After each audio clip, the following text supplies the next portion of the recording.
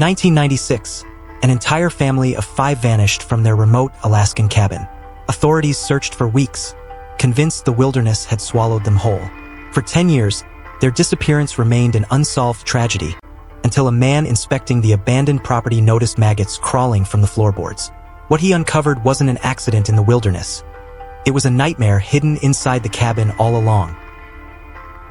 The first thing Arlo Finch noticed about the cabin wasn't its sagging eaves or the tired sheet of metal roofing.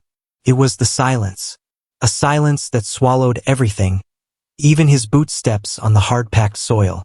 On a bright July afternoon in 2006, the clearing was green and deceptively alive. Sunlight fractured through spruce branches, horseflies circled lazily, but the cabin itself seemed to wait. Arlo, a carpenter by trade, had come to inspect the structure before deciding whether to buy the property. He saw craftsmanship in its log notches and stone foundation, evidence of hands that had fought the wilderness and, for a time, won. But as he stepped inside, a smell clung beneath the dust and still air. Something faint, something wrong. The cabin had not been ransacked, not abandoned in chaos. Instead, it was preserved, almost reverent in its order. A child's knit cap hung from a peg. Jars lined the shelves. Beds were still made. It looked less like a home lost to time and more like a life interrupted. And then, near the stove, Arlo's eyes caught movement. A pale, wriggling form sliding against a warped floorboard seam. Maggots. His stomach tightened. He crouched, pressing a hand to the wood, and felt the faint give of decay where there should have been strength. He told himself it was a mouse, maybe a squirrel, but the chill rising from beneath the boards disagreed. When he pried one plank loose, a breath of air spilled upward, sweet, metallic, and unmistakable. The smell of decomposition. His flashlight beam swept into the crawl space. At first only dirt, cobwebs, dust, and then, in the farthest shadow, something pale, something shaped like a hand. Arlo recoiled, dropped the light, and stumbled out of the cabin into the summer heat, gasping for clean air. He did not look back. He slammed the door, climbed into his truck, and drove until his hands stopped shaking enough to dial the troopers. "I was inspecting the Pasternak cabin," he told the dispatcher. "There's something under the floorboards. You need to send someone." But this story doesn't begin with Arlo's discovery. It begins 10 winters earlier, in October of 1996, when a family of 5 living off the grid vanished without a trace. The track into the Alaskan interior that year was less a road and more a suggestion. Mud rutted deep, roots curled like traps, and the sky hung heavy with the steel-blue promise of snow. Gwendolyn Waywright gripped her steering wheel, muttering encouragements to her truck as it fought each turn. This was her ritual, one last visit to her son's homestead before the snow sealed them in until spring. Her son, Bastian Pasternak, was 37. His wife, Vesper, 34. Together they had built a life far from towns, raising 3 children, Isadora, 10, Zara, 8, and Bram, 6, on rhythms older than electricity. Their cabin of stone and timber was self-made, their days measured by chopping wood, preserving food, and teaching children to read the tracks of animals in snow instead of the glow of street lamps. Gwendolyn both admired and worried for them. Each year she arrived with flour, sugar, and blankets, and each year she left reassured by the sight of smoke curling from the chimney, by the sound of children's laughter carrying through the trees. But in late October of 1996, when she turned into the familiar clearing, no smoke greeted her. No voices, no hammer strikes, no smell of stew from the stove. Just the cabin, sitting solitary, shoulders hunched against the forest. She stepped out into silence that felt heavier than the cold air. She called their names, Bastian, Vesper, Isadora, Zara, Bram, but only the trees answered. The door was unlocked. Inside, everything was in place. Jars lined the walls, beds made, clothes hung neatly. Winter supplies stacked with care, as if the family had intended to hunker down. But the house was empty. Too empty. She searched the loft, the sewing table, the fire pit outside, the outhouse, the garden patch. all undisturbed, all waiting, all silent. And then she saw what was missing, their truck. The family's only lifeline to the outside world. The only vehicle capable of navigating the treacherous road. Gone. Her unease sharpened into dread. Without that truck, they could not have gone far. With it missing, they might have gone anywhere or nowhere. She returned to her own vehicle, hands trembling on the wheel, and drove back toward civilization. By the time she reached the troopers, she was frantic. "They're gone," she told them. "The whole family. They didn't just leave. Something's wrong. Please, find them." The troopers nodded, took her report, and accepted the photograph she carried in her glove box. Bastian in a flannel shirt and wide-brimmed hat. Vesper crouched beside him. The 3 children clustered in front, all smiles. The family rooted, content, alive. But photographs are only paper. And in the wilderness, paper burns fast.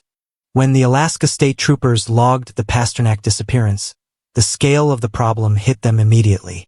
5 people, 2 adults and 3 children, missing from a remote cabin. In Alaska, such cases were not unheard of, but rarely this stark, this complete. The first sweep began at dawn. Helicopters carved lines across the sky, their rotor blades chopping through the silence that had lingered too long. Pilots leaned forward, eyes scouring the valleys and ridges for anything that didn't belong. An overturned truck, the glint of chrome, the raw scar of an accident. Below, the land stretched endless and indifferent. Spruce forests unbroken, rivers swollen and rimmed with ice, mountains looming like silent judges. On the ground, volunteers and troopers trudged through snow and mud. Radios hissed with static, voices calling names into the void. Isadora, Zara, Bram. No voices answered. It was exhausting work. Creaks numbed legs to the bone. Snow stung exposed skin. The wilderness reminded everyone who was in control, and it was not them. But no matter how wide the grid, no matter how long the flights, nothing surfaced. No tire tracks leading astray. No wreckage in the brush. No footprints frozen into mud. The Pasternaks had vanished, and the land gave nothing back. It was the missing truck that dictated the narrative. To investigators, its absence meant everything. The family must have left, they reasoned. They must have driven out late in the season, miscalculated the snow, and met disaster along the way. It explained the empty cabin. It explained the silence. And once the theory set, it hardened like ice. Searches focused outward. Helicopters flew longer loops, scanning further and further from the homestead. Troopers traced river valleys, hunting for broken bridges or washed-out tracks. Volunteers pushed their limits, convinced the truck must be out there somewhere. Inside the cabin, only cursory checks were made.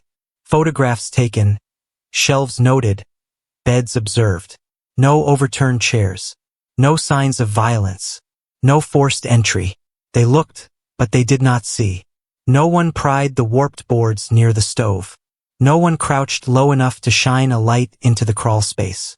No one imagined the wilderness wasn't the culprit. The answer lay in the house itself. But the house was dismissed as too ordinary. Gwendolyn Waywright refused to accept the trooper's certainty. She drove to the barracks daily, her voice ragged but steady. "You don't understand," she told them. Bastian knew this land. He would not have risked the children in late October. He respected the cold, the rivers, the roads. He prepared. He planned. He wouldn't just leave without telling me. "You need to look closer. You need to search the cabin again." Polite nods, clipped replies, bureaucratic sympathy. "We have to follow the evidence," they told her. "The truck is missing. That's where the search leads." But Gwendolyn had stood in that cabin. She had seen its eerie neatness, its readiness for winter. She had felt the silence pressing in, too heavy to be chance. She knew in her bones that something had happened there. But bones are easy to dismiss when they belong to the grieving. By the second week, winter arrived in earnest. Heavy snow fell, swallowing what little ground had been covered. Rivers froze, trails vanished. Daylight dwindled to a thin ribbon across the horizon. Helicopters grounded. Snow machines stalled. Volunteers left, exhausted, defeated. The search dwindled. By December, the official stance solidified. The Pasternaks had died in a tragic accident, lost to the wilderness, their truck hidden somewhere beyond reach. Death by misadventure. For the state, the case was effectively closed. That winter, Gwendolyn forced her way back to the cabin, the road barely passable under drifts of snow. The clearing was hushed, buried beneath white. The cabin's roof bore the weight of silence like a crown. Inside, nothing had changed. The jars still stood in their rows. The beds were still neatly made. A child's cap still hung limp on its peg. She crouched near the stove, hand pressing against the warped boards. Something about them drew her, though she didn't yet know why. Her palm lingered there, feeling the wood's stubborn silence. "Where are you?" she whispered to the emptiness. Only the creak of the logs answered. Weeks became months. Months became a year. The case file gathered dust. But for Gwendolyn, the weight grew heavier. She haunted trooper posts with letters and phone calls. She spoke to neighbors, reporters, strangers, anyone who might listen. Always the same plea: look again. Look closer. Don't forget. Behind closed doors, she was pitted, dismissed, whispered about. She can't accept it. She's obsessed. She's losing herself. But grief and certainty are close cousins. She knew what others refused to see. The wilderness had not taken her family. Something else had. Something closer. Something hidden. And so she carried her certainty alone, year after year, while the world turned its face away. The search for the Pasternaks failed not because the wilderness was too vast, but because the eyes looking had already decided where not to see. The cabin held its silence. The truth remained beneath the floor, and time, as always, moved on. The file sat on a shelf in Anchorage, thin and unremarkable. 5 names typed neatly across the cover: Bastian Pasternak, Vesper Pasternak, Isadora, Zara, Bram. Next to it, a single phrase written in block letters: missing, presumed dead. For the troopers, it was another cold case. For the newspapers, it was yesterday's headline. But for Gwendolyn Waywright, it was the beginning of a second life. A life spent in the shadow of absence. The world moved on. The case went cold. But Gwendolyn never stopped searching. Before we continue into the chilling discoveries that came 10 years later, make sure you're subscribed, so you don't miss stories like this, where the truth hides deeper than anyone imagined. When the spring thaw of 1997 melted the snow and opened the road again, Gwendolyn returned to the clearing. The drive was brutal, mud dragging at her tires, brush clawing at her truck. Still, she pushed forward until the cabin appeared, framed by trees, waiting in silence. Inside, nothing had changed. The air was stale but familiar. The beds were still neatly drawn, the shelves still lined with supplies. The child's knit cap still hung on its peg. She stood in the middle of the room, hand on the table where her son once sat, and whispered, "I'll keep it for you." From then on, the cabin became her duty. She returned several times each year to sweep, to mend, to chop wood. She kept the structure alive even as it sat empty. Some might have seen it as a shrine. For her, it was a vigil, a promise that if her family returned, their home would be waiting exactly as they left it. But time eroded her strength as surely as it eroded the trail. Each year the drive grew harder.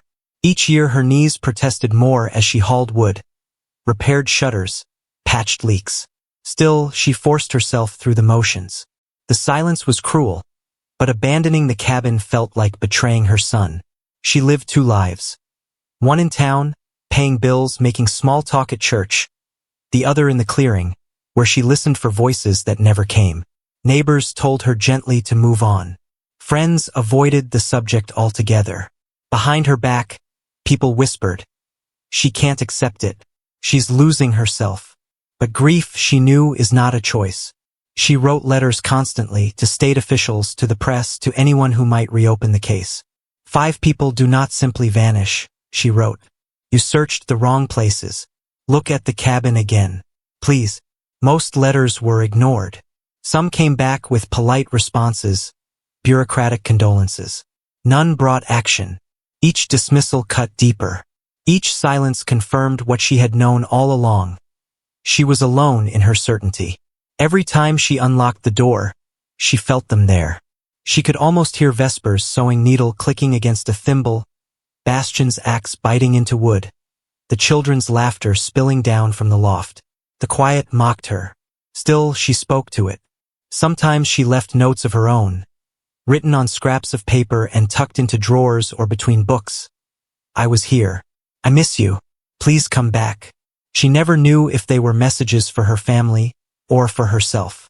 The years dragged on. The Pasternak name faded from headlines, from conversation, from memory. For the state, the case was buried. But for Gwendolyn, every season was another chance to find a clue. She scoured the woods around the clearing, dug in the creek bed, searched for scraps of fabric or glints of rust. She always returned empty-handed. Her certainty only hardened. They didn't leave. They're still here. By 2006, Gwendolyn was 72. Her body ached with each trip to the clearing. Repairs that once took her an afternoon now left her gasping for breath. Money ran short, and the road punished her truck more each season. The cabin had become a weight she could no longer carry. That summer, with trembling hands, she made the decision to sell. She told herself it was practical, that her family would forgive her. But when she locked the door one last time as its keeper, she broke down on the steps, sobbing until her shoulders shook. Felt like abandonment. The listing sat for months, scaring off buyers with its history. But in time, it attracted a man named Arlo Finch, a carpenter with a taste for remote living. He didn't fear the story. He wanted the cabin for its bones. In July 2006, he drove the same rutted trail into the clearing, where silence waited, where 10 winters had passed, where the truth still slept beneath the floorboards. The wilderness had waited a decade. The cabin had waited a decade. The truth had waited a decade. And with Arlo's boots on its planks, that silence was about to break. On a warm July afternoon in 2006, Arlo Finch guided his truck down the overgrown track into the clearing. The trees parted, and there it was, the Pasternak cabin. It stood sturdier than he expected, perched on its stone foundation like a survivor. The roof still held, the walls straight, the logs thick with Bastion Pasternak's stubborn craftsmanship. Weeds clawed at the garden fence, and the outhouse leaned, but the bones were good. For a carpenter like Arlo, bones were everything. He shut off the engine. Silence swept in immediately, as if the world had been waiting for him to listen. Arlo circled the cabin, eyes tracing lines and angles. The roof had rusted, but it hadn't sagged. The logs showed rot only at the corners. Repairs, yes, but nothing fatal. When he pushed open the front door, the air struck him. Stale, heavy, tinged with something sweet beneath the dust. Inside, the cabin looked less like it had been abandoned and more like it had been paused. Jars still lined the shelves. A table sat square beneath the window. Coats hung from pegs, and on one hook dangled a faded blue knit cap, small enough for a child. Arlo paused. He had expected disorder. Instead, he found unsettling neatness. He tested the floor, listening to the wood's voice beneath his boots. Near the stove, the planks felt wrong, warped, darkened. He crouched, running his hand over the grain. It was rougher, discolored, as if something had seeped in. As he leaned closer, he saw it, movement. A maggot, pale and writhing, slid from the seam between boards. Then another. His stomach tightened. Maggots lived in decay. Decay meant something organic, something once alive. He told himself it was an animal, perhaps a mouse trapped beneath the boards. That was the logical answer. But the breath rising from the seam disagreed. It was cooler than it should have been, and it carried a smell. Sweet, metallic, wrong. Arlo fetched his pry bar. Kneeling, he wedged it under the warped plank. Nails screeched as they pulled free. The board lifted slowly, and with it rose a draft of air that had been trapped for a decade. The smell thickened, no longer deniable. It was the smell of decomposition. He set the plank aside and shone his flashlight into the opening. Dust and cobwebs shimmered in the beam. The crawl space was shallow, the earth uneven. At first he saw only dirt. Then the light touched something pale. A hand. Flesh shrunken tight over bone. Fingers curled as though frozen mid-reach. What Arlo found under those floorboards would rewrite 10 years of silence. If you're drawn into mysteries like this one, subscribe to the channel, because what comes next will haunt you. Arlo recoiled, flashlight clattering from his grip. His chest heaved, breath shallow, every nerve screaming to flee. He didn't look again. He didn't want to. Gathering his tools with trembling hands, he stumbled out into the sunlight. The cabin's silence felt suffocating now, heavy with the secret it had carried for 10 years. He slammed the door shut and walked quickly to his truck, hands shaking so badly he dropped his keys twice. Only when the engine roared to life did he feel the first sliver of safety. He drove hard down the rutted track until the trees broke enough to grant him a sliver of cell signal. Pulling over, he dialed with shaking fingers. When the dispatcher answered, he forced his voice steady. "I was inspecting the Pasternak cabin. There's something under the floorboards. You need to send someone." The dispatcher asked questions, but Arlo barely heard them. His mind was trapped on the image burned into his eyes, the pale curve of a hand reaching from the dirt. By nightfall, trucks rolled into the clearing. Troopers moved with deliberate caution, floodlights washing the cabin in harsh white. Arlo stood outside, chain-smoking, unable to re-enter. Inside, the forensic team worked quietly. Cameras clicked. Gloves creaked. The first boards were pried loose, wider this time, exposing the crawl space. The smell thickened, unmistakable. A trooper muttered an oath under his breath. Flashlights swept across the dirt. And there, beneath layers of dust and debris, lay what Arlo had glimpsed. A hand. A blanket. A body. Slowly, carefully, they cleared more boards. One body became two, then three. The outline of a child's shirt, still faintly yellow. The curve of a small ribcage. Another form, smaller still, wrapped in fabric. By the time the work was finished, 5 body bags lay in the cabin's center. Bastian Pasternak, Vesper Pasternak, Isadora, Zara, Bram. The family that had vanished into the wilderness had never left their home at all. They had been hidden beneath its floorboards, preserved in the cold, dark earth, waiting for someone to finally look. The crawl space had slowed time. Bones remained intact, clothing clung to frames, even strands of hair survived. Preliminary analysis revealed trauma, fractures to skulls, evidence of suffocation, not the chaos of a wild animal attack, not the random violence of accident. This was human, deliberate, and the truck still missing was no accident either. For 10 years, the wilderness had been blamed. But now it was clear, the wilderness was innocent. Someone had murdered the Pasternak family, hidden them beneath their own floor, and walked away. The discovery beneath the Pasternak cabin spread like wildfire. Headlines blared across Alaska and beyond. Family of 5 found hidden beneath cabin after 10 years. Vanishing of Pasternaks reclassified as homicide. For a decade, the wilderness had been blamed. Now, the wilderness was innocent. Troopers reclassified the file overnight. What had once been written off as death by misadventure was now an active homicide investigation. Detectives pored over the old case notes, their eyes narrowing with each line.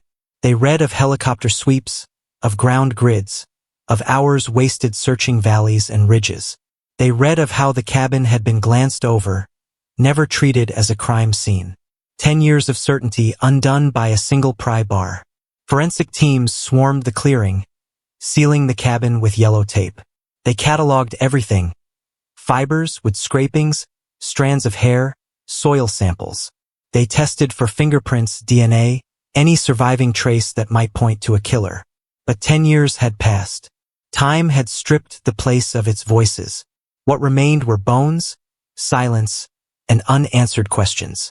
The missing truck loomed over the investigation like a phantom. Without it, the picture was incomplete. Did the killer drive it away? Hide it in a ravine? Strip it for parts and scatter it? Searchers combed riverbeds, hunting trails and abandoned clearings, hoping for rusted steel or shattered glass. Nothing surfaced.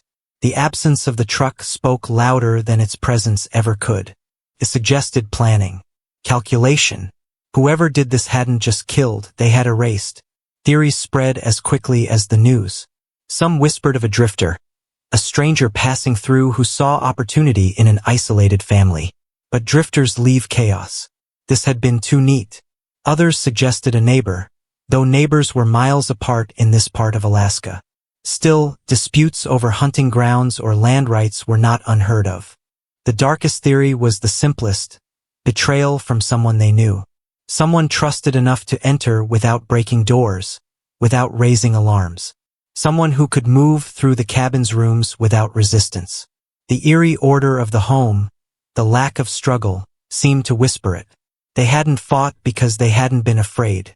When the news reached Gwendolyn Wainwright, she broke down in her kitchen, weeping until her body shook. For 10 years she had shouted into silence. She had written letters, begged troopers, told anyone who would listen. They didn't leave. They're still there. Now she was right. Horribly, unbearably right. Reporters crowded her doorstep. "How do you feel?" they asked. Vindicated? Relieved? Her reply was heavy with grief. Vindication doesn't bring them back. It doesn't erase 10 years of silence. It just proves no one listened.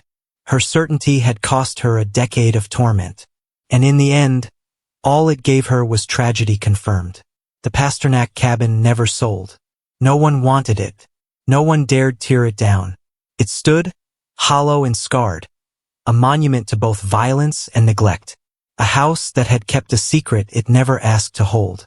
Hunters passing through swore the silence there felt thicker, heavier than in any other place. As if the cabin resented being left behind with memories it could not release. Despite the reopened investigation, leads ran thin. DNA technology in 2006 could not conjure a suspect from dust. No weapon was found. No clear motive surfaced. Theories remained just that, theories. And the truck, still gone, was the loudest absence of all. The case slipped back toward the shelves. Now labeled homicide, yes, but still unsolved. The tragedy of the Pasternaks is not only in how they died, but in how their truth was ignored. A mother knew. She stood in that cabin, felt its silence pressing down, and begged for someone to look. But grief is easy to dismiss.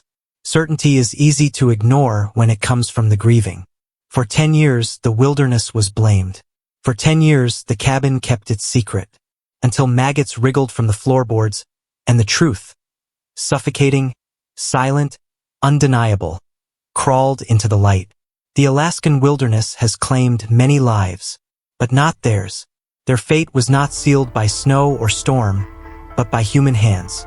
And while their bodies have been found, their story remains unfinished. The land remembers, the cabin remembers, and somewhere out there, the one who buried them beneath their own floor still walks free. Subscribe to join us as we uncover more stories that refuse to stay buried.